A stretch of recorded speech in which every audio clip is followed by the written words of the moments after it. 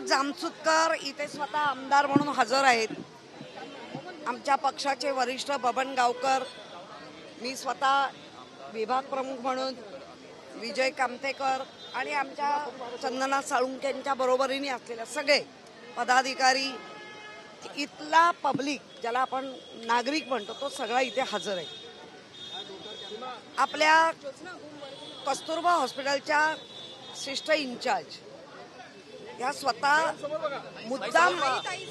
मुद्दाम मीडिया समोर आलेल्या आहेत. खरं ऑन ड्युटी किंवा युनिफॉर्मवर यायचं नसतं, पण त्यांच्या डायरेक्ट चारित्र्यावरच शिंतोडे उडवले जात आहेत. म्हणून त्यांचं असं म्हणणं आहे, त्यांच्या वतीने मी म्हणणं मांडते की मुळात कुठल्याही पुस्तकाला फेकाफेकी केलेली नाही. ही दोन पुस्तकं वाटली गेली, म्हणजे एका लिफाफ्यात होती. जो रिटायर्ड कदम, जे वॉर्डबाईचा एक प्रमोशन झाल्यानंतरचं त्या कदम व्यक्तींनी हे 100 वर्षापूर्वीची विचार असलेले पुस्तकं वाटण्याचा प्रयत्न केला. एक दोन सिस्टरनी कवर बघितलं, हे कवर, आणि त्यांनी नाकारलं की आम्ही ही पुस्तकं घेऊ नाही शकत. त्याच्या मागे हे पुस्तक त्यांनी दाखवलं नाही. तुम्ही मीडियात जर बघत असाल त्यांनी जे काय उद्योग चालवले तर हे पुस्तक नाही दिसलंय. तरी सुद्धा सिस्टर लोकांचं म्हणणं असं आहे, जरा तुम्ही सांगा. आता त्यांनी आमच्याकडे येऊन, मी परिसेविका ऋतुजा गोपाळ धडम, मी आज 32 वर्ष कस्तुरबा रुग्णालयात कार्य करते आहे. ज्यावेळी राजेंद्र कदम कक्ष परिचर आहेत, आमच्याकडे जे पुस्तक घेऊन द्यायला आले होते त्यांच्या रिटायरमेंटचं गिफ्ट म्हणून, प्रथमतः तर त्यांनी ती परमिशन आमच्या वरिष्ठांकडून घेतली नव्हती पुस्तक वाटपाची, आणि ते पुस्तक द्यायला आले ते मी त्यांना म्हटलेलं मला हे पुस्तक नको आहे, तुमचं गिफ्ट नको आहे, तुम्हाला तुमच्या उर्वरित आयुष्यासाठी शुभेच्छा. तरी त्यांनी 20 मिनटं माझ्या कामातील अमूल्य वेळ खर्च करून मला खूप त्यांनी फोर्स करायचा प्रयत्न केला की तुम्ही हे पुस्तक घ्या, तुमचं प्रबोधन होईल त्याच्यामधून. म्हटलं नको, आम्हाला समाजात काही तेढ होण्यासारखं काही पुस्तकातलं नको आहे.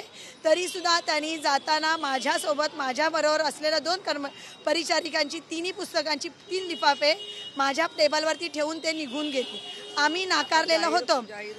आम्ही जर कोणाची मनं दुखावलेली असतील आमच्या ह्या वागण्याने किंवा बोलण्याने तर मी सांगते की आज बाळासाहेब ठाकरेंमुळे आम्ही मराठी मुली परिचारिका म्हणून इथे थाटमानेने काम करतोय. ह्याच्या आधी आपल्या मराठी मुलींना नर्सेस म्हणून जॉब मिळायचा नाही. बाळासाहेबांच्यामुळे आज आम्ही इथे ताटमानेने काम करतोय. मराठी वर्ग म्हणून आम्ही इथे खूप ताटमानेने काम करतोय. आमच्या ह्या वागण्यामुळे किंवा बोलण्यामुळे कोणाची जर मनं दुखावली असतील तर आम्ही मनपूर्वक दिलगिरी व्यक्त करतो. कुठल्याही बाबतीतलं आमचं ह्याच्याबद्दल मनं दुखवायचं नव्हतं. मुळामध्ये ज्यावेळेला सगळ्याची आम्ही पण आमदार आणि आमच्या मनोज जामसुदकरनी ह्या सगळ्याची जेव्हा इन्क्वायरी केली तेव्हा एक लक्षात येत आहे, हे कदम नावाची जी व्यक्ती आहे ही वादग्रस्त इथे होती. त्यांच्या अनेक कंप्लेंट ऑलरेडी झालेल्या आहेत. प्रबोधनकार ठाकरेंचं पुस्तक हे मागे होतं आणि कोणीही पुस्तक झिडकारली नाही, फक्त नाकारली. फेकून देणं आणि नाकारणं ह्याच्यात फरक आहे. त्या ह्याच्यामध्ये एक लिफाफा होता, तो पडला. आता ते व्हिडिओ किती सत्य किती असत्य ते पोलीस आता काढतील शोधून. परंतु मला असं वाटतं कदमना मला सांगणं आहे की तुमच्या व्यक्तिगत रागाचा परिणाम या अख्ख्या जाती धर्म याच्यावर होता कामा नये. कारण हे 1925 म्हणजे देश स्वातंत्र्य होण्यापूर्वीची पुस्तकं आत्ता वाटून तुम्हाला नेमकं काय मिळवायचं आहे, याच्या मागचा आका कोण आहे, या कदमला चालवणारा आका कोण आहे ते पोलिसांनी शोधून काढावं. कारण अशा पद्धतीने हॉस्पिटल डिस्टर्ब करणं, कारण परिचारिका म्हटलं तर त्या मेंटली स्टेबल पाहिजे, आपापल्या कर्मचाऱ्यांमध्ये प्रेम पाहिजे, एक विश्वास पाहिजे, तरच आपण काम करू शकतो. कारण यांना डॉक्टरनी दिलेल्या ऑर्डर फॉलो करायच्या असतात. एखादा इंजेक्शन ट्रॉली असते किंवा आमच्या मेडिसिन ट्रॉली असतात, त्याच्यावर जर एखाद्याने राग काढायचा ठरवला आणि एक्सपायरी डेटचं इंजेक्शन वगैरे नेलं, दिवसभरामध्ये 3 वेळा ट्रॉली चेक होते, मेडिसिन ट्रॉली चेक होते, इंजेक्शन ट्रॉली चेक होते आणि असलेल्या स्टाफवर विश्वास ठेवून त्या ट्रॉलीमधलं औषध दिलं जातं. पण ह्यांना जर अशा पद्धतीने मेंटली डिस्टर्ब करायचं असेल आणि नशीब तो प्रयोग झाला नाही ना, तर एखाद्या रुग्णाचं काही होऊ शकतं. मला असं म्हणायचं आहे, ते जे आता काय 2 महिन्यापूर्वी ही गोष्ट घडली, त्यांच्या ते सगळं माफीनामा त्यांना सगळ्यांना सिस्टर लोकांना महानगरपालिकेने मेमो पण दिले. म्हणजे चोर सोडून संन्यासाला फाशी झाली आहे, तेही त्यांनी मान्य केलं आहे. परंतु परत अशा गोष्टी करणं, हे पोलिसांनाही आम्ही सांगितलं आहे की असं होऊ देऊ नका. त्या व्यक्तीला बोलवून घ्या, त्या व्यक्तीचं पण ऐका, कारण तो सोशल मीडियावरनं व्यक्त होतो आहे. त्याने कोणालाही संपर्क केलेला नाही आणि अशा एकत्र काम केलेल्या व्यक्तीने एकमेकांवर आरोप प्रत्यारोप करून अख्ख्या समाजाला वेठीस धरणं हे रॉंग आहे. हे पुस्तक ऑलरेडी बॅन झालं आहे.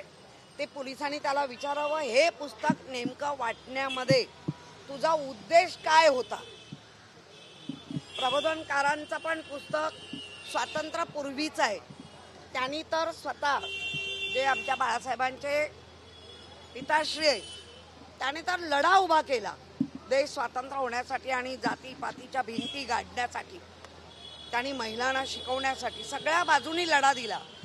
परंतु ते पुस्तक, हे पुस्तक स्वातंत्र्याच्या पूर्वीची पुस्तकं तुला आत्ता वाटून नेमकं काय साधायचं आहे ते पोलिसांनी शोध घ्या. प्रबोधनकारांच्या पुस्तकाला पण त्यांनी विरोध केला. म्हणजे तो व्हिडिओ जर आम्ही पूर्ण 5 मिनिटाचा ऐकला, ते असं म्हणतायत की प्रबोधनकारांची पुस्तकं आम्हाला नकोय.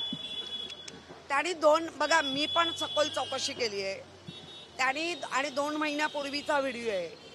त्यांनी 2 पुस्तकं वाटली. हे पुस्तक घ्याच, तेव्हा ते म्हणाले आम्हाला दोन्ही पुस्तकं नकोय. हो, कारण जेव्हा कसं असतं, आपण पण मेंटली थोडा विचार करा की ज्याच्यामध्ये इतकं जहाल आहे. आता ह्या काय कुठल्या राजकारणात नाही आहे की बाबा राजकारणाचा भाग केला, त्यामुळे दोन्ही पुस्तकं तुझ्याकडनं नकोय. त्यांनी पुस्तकांना विरोध नाही केलाय, लक्षात ठेवा. त्यांनी सांगितलंय तुझ्याकडनं पुस्तकं नको आहे, कुठलीही असू देत, नको आहे. देशाचे दुश्मन हे पुस्तक वाचण्यासाठी प्रबोधनकारांच्या पुस्तकांचा फक्त आधार त्यांनी घेतला. येस, पक्ष पण पेटला पाहिजे, समाज पण पेटला पाहिजे. असं जर असेल तर हे रॉंग आहे. हे मला सांगा, चला हे देणं मी समजू शकते, कारण प्रबोधनकार ठाकरे बाळासाहेबांचे पिताश्री, हे पुस्तक देण्यामध्ये काय काय काय मिनिंग, काय अर्थ, काय. आणि हे बॅन आहे. हे बॅन पुस्तक तुला मिळालं कुठून? तुमचं असं म्हणणं आहे की प्रबोधनकारांचं पुस्तक त्यांचं म्हणणं होतं आम्हाला तुझ्याकडनं कुठलंच पुस्तक नको.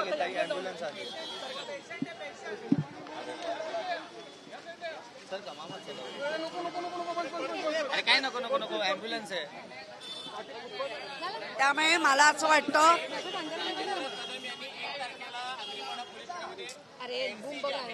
हा ठीक आहे ना, एवढी काय चिडते ना, लागू दे, मी सॉरी बोलेल त्यांना. चिडते कसं अयोग्य आहे म्हणूनच आलोय. माझं म्हणणं आहे पोलिसांनी दोन्ही बाजूनी चौकशी करावी. त्या मुलींनी सगळ्यांनी आत्ता कबूल केलंय की आम्ही सांगितलं तुझ्याकडनं कुठलंच पुस्तक नकोय, कुठलंच. आणि हा त्यांचा अधिकार आहे ना. ह्यानी त्याला कलर दिलाय. प्रबोधनकारण ठाकरेंचं नाव घेऊन या गोष्टीला कलर दिलेला आहे. समजा हे वाटलं, हे वाटण्याचं काय, हे कशासाठी वाटत होता? हे 1925 पूर्वीच आहे. आपण कुठल्या सालात आहोत? 100 वर्ष पूर्ण झाले आहेत. आपण कुठे आहोत? त्यामुळे मी अशा गोष्टीचा निषेध करते. पोलिसांना इतकं ते नव्हतं माहिती, इतकं काही घडलंय. आम्ही पोलिसांवर पण हरकत घेतली आहे की तुम्ही एकाच बाजूने का नाही चौकशी केली लगेच. आम्ही पोलिसांवर पण हरकत घेतली.